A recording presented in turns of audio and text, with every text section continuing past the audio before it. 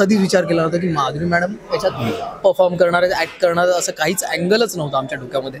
कारण नॅचरली जे आमच्या डोक्यात जे कॅरेक्टर्स आले होते ते आम्हाला. राहुलला भेटलो, त्याला सांगितलं माझ्या घरी असा असा प्रसंग झालेला, आणि मला त्याच्यानंतर पर्सनली मी जेव्हा विचार करायचो तेव्हा ॲक्च्युली मला अरे बापरे आता पुढे काय होणार, पहिल्यांदा ती भीती होती माझ्या मनामध्ये. आम्ही त्याच्यात प्रमोशनल सॉन्ग म्हणजे एक ठिगळ लावण्यासारखंच आहे ते. हां, म्हणजे आमच्याकडे सर्वात मोठं नाव आहे माधुरी दीक्षित, जे आम्हाला प्रमोशनला खूप हेल्प करेल. पण ते स्क्रिप्ट ऐकल्यावर त्यांचं कन्व्हिक्शन एवढं स्ट्रॉंग होतं, ते म्हणाले की मला ही फिल्म थिएट्रिकल रिलीजच करायची आहे. एवढं एका पोझिशनमध्ये बसलो तर तसेच बसून राहतो, अरे विराटने 6 मारला म्हणजे ही पोझिशन लकी आहे. से आपल्या डेली लाईफमध्ये आपण नमस्कार, पंचक चित्रपटाचा ट्रेलर आपल्या भेटीला आलेला आहे आणि आपल्यासोबत दिग्दर्शक आणि लेखक आहेत. Hello Jayant sir. Hello. Hello. नेमकी प्रोसेस कशी होती पंचक, की ज्याच्याकडे आपण श्रद्धा अंधश्रद्धा असं दोन्ही यांनी बघतो, तर मी श्रद्धा अंधश्रद्धेपेक्षा थोडंसं वेगळ्या दृष्टिकोनातून त्याच्याकडे बघितलं ॲक्च्युली, ऑनेस्टली.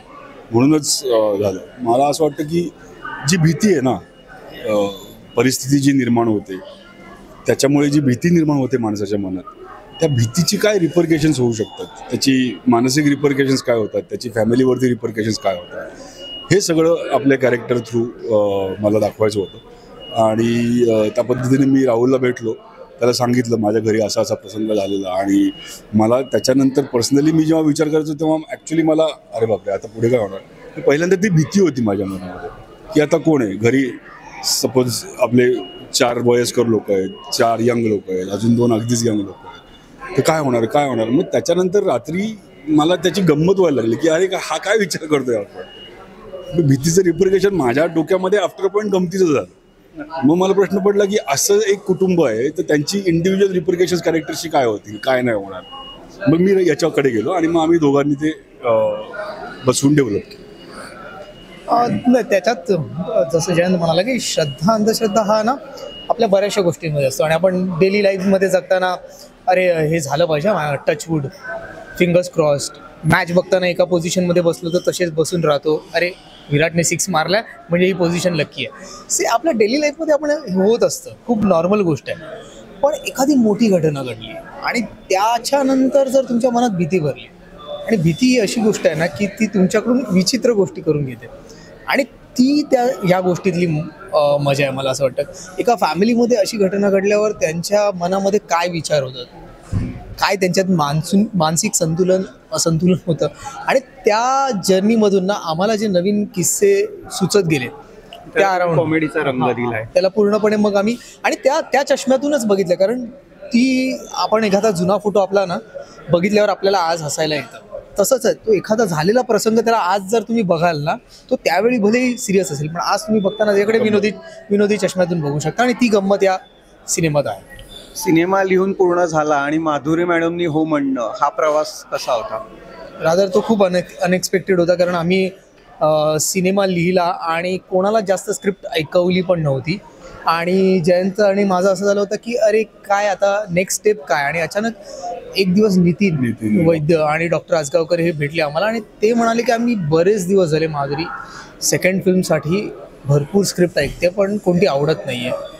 आणि आम्ही गेलो आणि नरेशनच्या फर्स्ट हाफमध्ये ना माधुरी वॉज सो एक्सायटेड की मला लगेच ऐकायची आहे.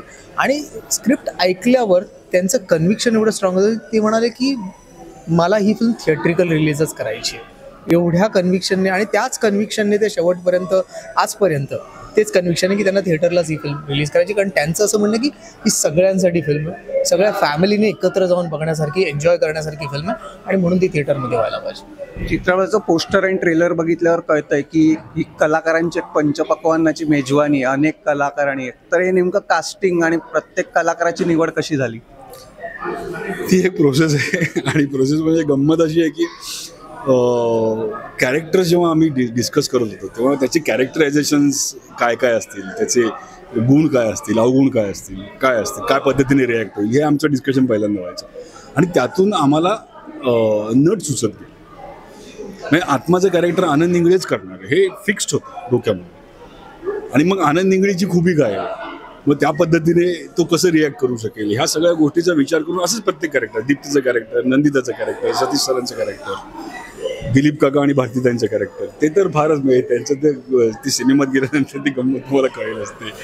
ती गंमत मी तुम्हाला इथे नाही सांगत. ती तिकडे माधुरी मॅडम हो म्हणाल्यावर तुम्हाला असं नाही वाटलं की माधुरी मॅडमला विचारावं सिनेमात किंवा त्यांच्यासाठी एक कॅरेक्टर लिहावं?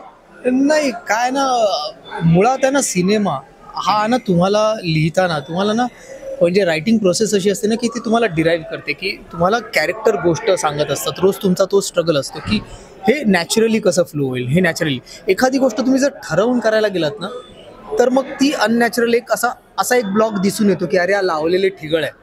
तर तेच कास्टिंगच्या बाबतीत पण असतं.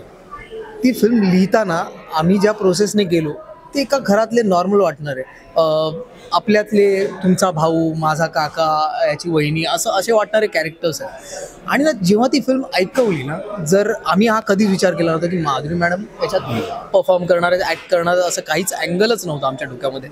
कारण नॅचरली जे आमच्या डोक्यात जे कॅरेक्टर्स आले होते ते आम्हाला ऑलरेडी कास्टिंगमध्ये कुठे ना कुठे माहिती होते. आणि त्यांनी जेव्हा ऐकलं आणि आमची कास्टिंगची जेव्हा लिस्ट ऐकली तेव्हा ते पण तेवढ्याच एक्साइटमेंटने, म्हणजे दिलीप काकांच्या आणि भारतीताईंच्या कास्टिंगमध्ये ते खूपच एक्साइटेड होते कारण त्यांनी त्यांच्याबरोबर आधी पण कामं केलेली आहेत तशी. त्यामुळे त्यांना असं वाटलं की हे खूप नॅचरल आहे, खूप ऑर्गॅनिक आहे कास्टिंग. आणि त्यामुळे आम्ही कधी असं विचार नाही केला की माधुरी याच्यात. रादर खूप जण असं म्हणतात की अरे हे प्रमोशनल सॉन्ग करायला हवं होतं तुम्ही. पण आहे ना परत तेच आहे की ही फिल्म आहे ना, ती फिल्म एक खूप नॅचरली झालेली आहे. आम्ही त्याच्यात प्रमोशनल सॉन्ग म्हणजे एक ठिगळ लावण्यासारखंच आहे ते. हां म्हणजे आमच्याकडे सर्वात मोठं नाव आहे माधुरी दीक्षित जे आम्हाला प्रमोशनला खूप हेल्प करेल. पण तेच आहे की अननॅचरल कोणतीच गोष्ट आम्हाला या प्रोसेसमध्येच नको होती. ही खूप नॅचरली फ्लो होणारी गोष्ट आहे आणि ती तशीच होती. 5 तारखेला सिनेमा येतोय तर प्रेक्षकांना काय सांगाल? खूप उत्सुकता आहे आणि ट्रेलर बघितल्यावर तुम्हालाही ती उत्सुकता तेवढीच जाणवेल याची खात्री आहे. तर प्लीज थिएटरमध्ये 5 तारखेला जा आणि सिनेमा बघा. हां म्हणजे आम्ही जेवढा एन्जॉय केला आहे बनवताना, आता बघताना पण आम्ही एन्जॉय करतो आहे, तेवढाच तुम्ही कराल. आणि ती एक अपॉर्च्युनिटी आहे. म्हणजे तुम्हाला एका कलाकाराला असतं ना की आपण आपल्या कलाकृतीतून काय म्हणतो आहे ते लोकांपर्यंत पोहोचताना त्यांना त्याचा आनंद मिळतो आहे की नाही, तो सर्वात मोठी गोष्ट असते. म्हणजे घरी घेऊन जाताना तुमच्याबरोबर ही कॅरेक्टर्स राहणार आहेत ही गॅरंटी आहे. त्यामुळे असं वाटतं की जास्तीत जास्त लोकांपर्यंत हा सिनेमा पोहोचावा. तर नक्कीच 5 तारखेला तुमच्या जवळच्या सिनेमागृहात जाऊन नक्की बघा पंचक. आणि हो, तुमच्यासोबत 5 जणांना घेऊन जा.